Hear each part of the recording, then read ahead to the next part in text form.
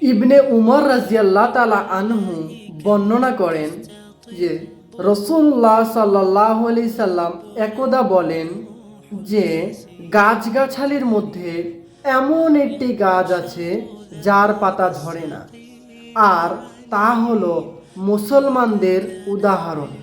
তোমরা আমাকে অবগত করো।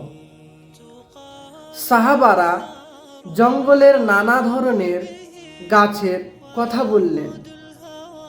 আব্দুল্লাহ রাদিয়াল্লাহু তাআলা আনহু তার ধারণা ছিল যে সেটি হলেন খেজুর গাছ, কিন্তু তিনি ছোট থাকার কারণে তিনি বলতে লজ্জা পাচ্ছিলেন। এরপর সাহাবারা জিজ্ঞাসা করলেন, হে আল্লাহ তাআলার রসুল, আপনি বলে দিন সেটি কি গাছ? তো রাসূলুল্লাহ সাল্লাল্লাহু আলাইহি সাল্লাম বললেন, এটি হলেন খেজুর গাছ। এই হাদিসটির মধ্যে রাসূলুল্লাহ সাল্লাল্লাহু আলাইহি সাল্লাম বলেছেন এটি হলো মুসলমানদের উদাহরণ।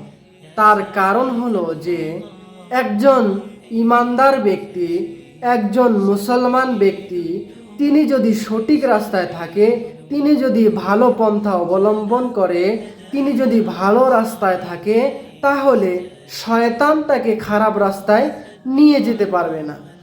একজন মুসলমানের ঈমান যদি মজবুত থাকে, ঈমান যদি শক্ত থাকে, সে যদি সাচ্চা মুসলমান হয়, তাহলে যেমন খেজুর গাছের পাতা ঝরে না, তেমনি একজন মুসলমানকে শয়তান কেন অন্য কেউ তাকে কোনো খারাপ রাস্তায় নিয়ে যেতে পারবে না, এবং সেই ব্যক্তিটাও ভাববে যে আমি কোনোদিনও কোনো খারাপ রাস্তায় যাব না।